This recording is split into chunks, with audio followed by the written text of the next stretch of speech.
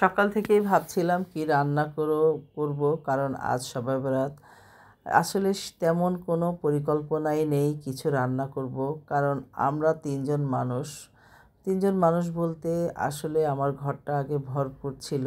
ছেলে, মেয়ে, মেয়ে জামাই, তারপরে সাইফান, সবাইকে নিয়ে অনেক আনন্দে অনেক সুন্দরভাবেই ছিলাম। অনেক রান্নাবান্নার আয়োজন হতো, খাওয়া দাওয়া, ঘর ভরা থাকলে যা হয় আর কি। কিন্তু আর এখন তো আর সেরকমটি নেই। আমিও একটু অসুস্থ, সাহেবও একটু অসুস্থ, তাই খাওয়া দাওয়া বা রান্না বান্নার তেমন কোনো তোড়জোড়ই নেই। সকালবেলা ঘুম থেকে উঠেই চলে গিয়েছিলাম একটু গরুর মাংস আনতে, কারণ শবে বরাতের দিন গরুর মাংস আর রুটি খাওয়া হবে না, এটা তো আর হতে পারে না। তাই ভাবলাম যে অল্প একটু রান্নাই করি, শুধু মাংসই রান্না করব, এই ভেবে চলে গিয়েছিলাম। সেখান থেকে গরুর মাংস এনে রান্না করলাম। কিছু রান্না করেছি আর অনেকগুলোই উঠিয়ে রেখেছি, কারণ এত বেশিও রান্না করব পরে বাসি হবে আর খাওয়া হবে না। অল্প অল্প করে রান্না করি। তো সাহেব বলছিল একটু পোলাও রান্না করো, সাথে একটু পোলাও রান্না করে নিলাম। আর সাথে পোলাও আর মাংসের সাথে খাওয়ার জন্য একটা সবজি বানালাম আমি। সিম, বেগুন, ফুলকপি, পেঁপে এগুলো দিয়ে একটা বড় করে সবজি রান্না করলাম, যাতে সবজিটাই বেশি খাওয়া হয়, কারণ আমি তো বেশিরভাগই সবজি খাবো। আর এই পোলাও মাংস তো বেশি খাওয়া হবে না, অল্প করেই রান্না করছি। তো একটু স্মেলের জন্য অল্প একটু ঘি দিয়ে দিলাম, বেশিও দেইনি, স্বাভাবিক না দিলেই না আর কি। আর এই যে সবজিটা আমার সিদ্ধ হয়ে গেছে, একটু হলুদ লবণ দিয়ে সিদ্ধ বসিয়ে দিয়েছিলাম। আর এই যে এখানে পেঁয়াজ দিয়ে মরিচ দিয়ে বাগার দিয়ে নিলাম। এই বাগার দেওয়া সবজিটাই অনেক ভালো লাগে। একটু পাঁচফোড়ন দিয়ে দিয়েছি বলে খুবই সুন্দর একটা স্মেল ছড়িয়েছে, আর খেতেও কিন্তু খুবই ভালো হয়েছে। একদম সিদ্ধ করেই বানিয়েছি, কোনো মানে স্পাইসি করে না আর কি, শুধু সিদ্ধ, একটু বাগার দিয়েছি তেল দিয়ে। আর এই যে পোলাওটা হয়ে গেছে রান্না, এখানে পেঁয়াজ বেরেস্তা দিয়ে দিলাম একটু দিয়ে, বাস এই তো রান্নাটা একদম কমপ্লিট। এখন আমি তো রোজা রেখেছি, সাহেব আর ছেলে ওদের দুজনকে খেতে দিয়ে দিব। ওরা নামাজ পড়ে চলে এসেছে, আর রান্নাও আমার ততক্ষণে একদম শেষ। গরম গরম এই যে বেড়ে দিচ্ছি। গত বছর এই সময় সাইফান ছিল, সাইফানের আম্মু সবাই ছিল আর কি। তো থাকাতে ছোট মেয়েও এর আগের বার ছিল। সবাই থাকলে ঘর ভরা রান্না বান্না, খাওয়া দাওয়া সব কিছু। আসলে মানুষ বেশি থাকলে রান্না খাওয়ার তোড়জোড়ও বেশি থাকে, মজাও লাগে খেতে। আর ঘরে যদি লোকজন না থাকে, দেখবেন আপনি একা একা আপনি শত ভালো জিনিস রান্না করেন, আপনার খেতে ভালো লাগবে না, মজাও লাগবে না, মনে হবে যে অল্প খেয়েছি পেট ভরা। আর বেশি লোকজন থাকলে কম্পিটিশনে খাওয়া দাওয়া, দেখা যায় খাওয়া দাওয়া বেশি করে খাওয়া দাওয়া করা হয়।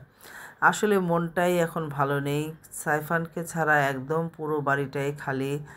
একদমই কথা বলার বা দুষ্টুমি করার, খেলাধুলা করার সেই সঙ্গী নেই। একা একা এত খারাপ লাগে যে ওকে এত মিস করি। ও আমাদেরকে অনেক মিস করে, ফোন দিলে ফোন রাখতেই চায় না, কথা বলতেই থাকে। আর এই যে সন্ধ্যার পরে না, ঠিক রাত 8টা 9টার দিকে হবে, আর ভালো লাগছিল না, ভাবলাম একটু হালুয়া বানিয়েই ফেলি। মানে এই জীবনে এরকম হালুয়া বানাইনি, শবে বরাতে এরকম নেই, কত রকমের হালুয়া বানিয়েছি। পরে উঠে একটু সুজির হালুয়া বানালাম। এই যে একটু নারকেল দিয়ে, একটা নারকেল ছিল, পুরো নারকেলটাই কুড়িয়ে ব্লেন্ড করে পরে এই যে সুজির সাথে মিশিয়ে একটু হালুয়া বানালাম, বানিয়ে এই যে পিস পিস করে নিলাম। দেখতে তেমন ভালো হয়নি, কিন্তু খেতে নাকি এই সুস্বাদু হয়েছে। ছেলেও খেলো, ছেলের বাবাও খেলো, বললো যে ভালোই হয়েছে। শুধু হালুয়া বানাবো, সাথে কয়েকটা রুটি বানাই। আমার বাসাতে এইরকম রুটি দেখা যেত 3 কেজি আটার রুটি বানানো হইতো, আর এরকম চালের রুটিও বানানো হইতো। সেই রকমই অনেক রান্নাবান্নার আয়োজন হতো, অথচ আজকে আমার ঘরে কোনো আয়োজনই নেই, কারণ খাওয়ার লোকই নেই। আর এই যে এই রুটিটা আমার ছেলেমেয়েরা এত পছন্দ করতো, বিশেষ করে আমার ছোট মেয়ে অনেক পছন্দ করতো। এটার নাম হলো দস্তি রুটি, মানে 2টা রুটি একসাথে সেকে আমি অল্প করেই বানিয়েছি। এই যে একদমই মানে দুইটা রুটি একসাথে বেলে তারপরে এই যে দুইটাকে আলাদা করে নিচ্ছি। সবগুলো রুটি এভাবেই বানিয়ে ফেলেছি। সবগুলো রুটি বলতে এভাবে 6টা রুটি বানিয়েছি, মানে 12টা রুটি একসাথে করে বানিয়ে পরে ওটাকে আবার আলাদা করেছি। যে সেঁকে নিচ্ছি একটু, মানে বড় আঁচ দিয়েই সেঁকে, মানে দুই পাশে যখনই দেখা যাবে যে একটু সুন্দর হয়ে গেছে, বোঝা যাবে যে দুই পাশটাই হয়ে গেছে। এর জন্য বারবার উল্টিয়ে উল্টিয়ে ভালো করে নিতে হবে, কারণ মাঝখান থেকে বের করলে ওটা আবার কাঁচা মনে হবে, কিন্তু কাঁচা থাকবে না, ওটাও কিন্তু হয়েই যায়।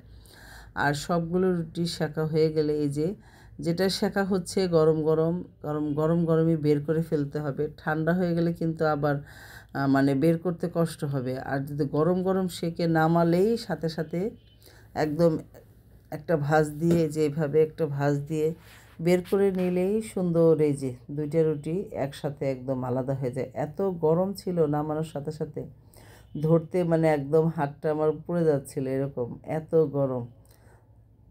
তো সব 6টা রুটি আমার বানানো হয়ে গেছে। বানানো হয়ে এখন এই যে শেষ রুটিটাও বানিয়ে নিলাম।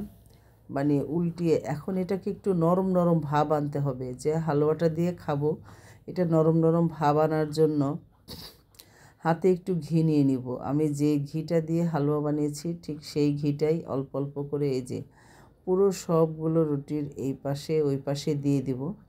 একটু একটু মানে হালকা, মানে ও এখন খুবই সামান্য, মানে অল্প একটু আর কি, 2-3 ফোঁটার মতো যাতে হাতে লাগে, শুধু এই যে একটু একটু মিলিয়ে নিলে মানে ঘির একটা ঘ্রাণ আসবে, সুন্দর ঘ্রাণ আসবে, কিন্তু একদম সফট নরম থাকবে রুটিগুলা, খেতেও মানে এত ভালো লাগবে। হালুয়া দিয়ে শুধু রুটি আপনি খেয়ে ফেলতে পারবেন, এত মজা লাগবে এই রুটিটা। দোস্ত রুটি তা আমার ছোটো মেয়ে খুবই পছন্দ করে এই রুটি। এই রুটি থাকলে দেখা যায় যে ওরা হালুয়া দিয়ে বা গরু মাংসের ঝোল দিয়ে খেতে এত মজার। এই রুটি 3 কেজি রুটির আটার রুটি বানানো হইতো, অথচ দেখেন আমি মনে হয় আধা কেজিও না, মনে হয় 250 গ্রাম কি 200 গ্রাম আটার রুটি বানিয়েছি সব মিলিয়ে আর কি, এত কম। শেষে দেখি একটা রুটি বেরই করা হয় নাই, এই যে এই রুটিটাও বের করা হয় নাই, একটু ঠান্ডা ঠান্ডা হয়ে গেছে। পরে আমি আবার এই যে একটু বাড়ি দিয়ে নিলাম আর কি, এই বাড়ি দিয়ে আবার খুলে নিলাম, খুলে এটাতে একটু ঘি মাখিয়ে নিলাম। বাস, একদম সবগুলো রুটি কমপ্লিট হয়ে গেছে। খেতে খুবই পছন্দ করেছে, যেহেতু বাসায় কেউ নাই আমরাই। দেখেন রুটিগুলো কত নরম সফট, এই যে এক মুঠে চলে আসছে 2 রুটি, আর এই যে আলাদা সব, কিন্তু ছিঁড়েও নাই, সুন্দর আছে। এখন এটার ভিতরে হালুয়া নিব আর খাওয়াবো, ছেলে খাবে, আমি খাবো, সবাই খাবো আর কি। তো একটু আবার পাঠাবো দেবরের বাসায় সেহাবদের জন্য, ওরাও একটু খাবে। ওরা বানিয়েছে কিনা জানি না। তো এভাবেই আর যতটুকুই বানাই একটু মিলেমিশে খেলে ভালো লাগে, এই তো।